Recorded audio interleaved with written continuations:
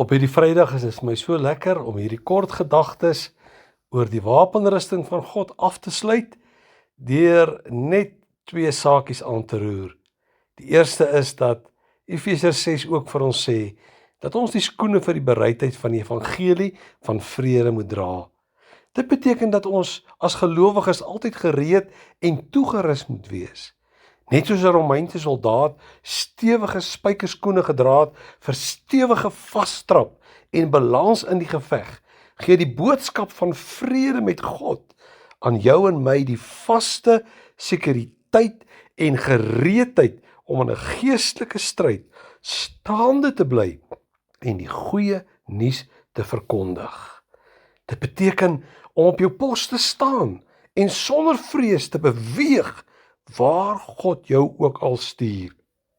Die boodskap van vrede beteken dat daar rus en siel in jou is wat alle vrees wegneem en dat jy ook bereid is om hierdie goeie nuus met iemand anders te deel wanneer die geleentheid hom voordoen. Die laaste deel van die wapenrusting wat ons moet dra is die belangrikste, die swaard van die Gees. Hier Paulus beskryf dit mos. Die swaard van die Gees is die woord van God. Jy weet, dis die heel enigste van die hele wapenrusting wat vir ons gegee word as aanval. Die res word vir ons gegee as beskerming. So die swaard van die Gees is waarmee ons die vyand te bowe kom en aanval. Die res van die wapenrusting, vanaf die helm van verlossing tot by die borswapen van geregtigheid, tot by die gordel van waarheid, die bereidheid vir die evangelie en so meer, is die wapenrusting wat ons kry om Satan mee aan te val, alleenlik die swaard van die Gees. Die res beskerm ons, sodat die vurige pyle van Satan ons nie kan tref nie. En kan ek dan vandag afsluit, u en ek weet presies dat die woord van God ons wapen is waarmee ons oorwin. Baie van ons maak net staat op die boodskappe wat van die kansel afkom.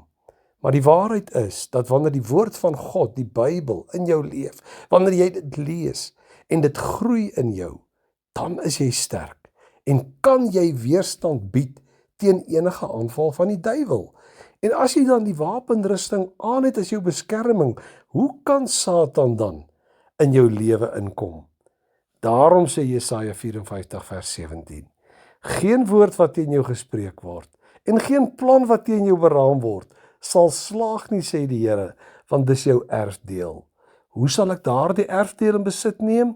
Deur die volle wapenrusting van God aan te hê. As ek kan opsom vanoggend, wil ek maar net graag sê, terwyl ons van kinderbeen af alreeds in sonnaarskool geleer is oor die wapenrusting van God, maak baie min gelowiges enige werk daarmee. Ons wil baie graag in hierdie tyd net bemoediging hoor. Ons wil baie graag net gerusgestel word. Ons wil baie graag eintlik maar net gepaai word. Maar vandag, en in hierdie week, en in hierdie tyd, is dit nodig om te weet, dat as kind van God, het ek en jy 'n verantwoordelikheid om geestelik sterk te staan en te groei. En dit beteken dat ons die basiese beginsels van God se woord in ons lewe weer moet opneem. Hemelse Vader, ek sluit hierdie reeks vanoggend met 'n gebed af.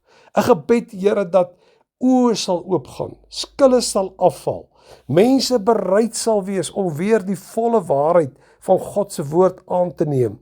Dat ons nie kompromieë sal maak in hierdie wrede wêreld met al sy kennis en waar daar soveel twyfel gesaai word onder kinders van die Here nie. Maar dat dit by ons bekend sal wees, dat ons mense van die woord is, mense wat staan op die woord van God, mense wat nie staan en val nie, maar wat die volle wapenrusting van God aangetrek het, sodat daar die groot geopende deur wat U vir ons gegee het, ons daardeur kan beweeg en niemand dit agter ons kan sluit nie. In Jesus mooi naam. Amen.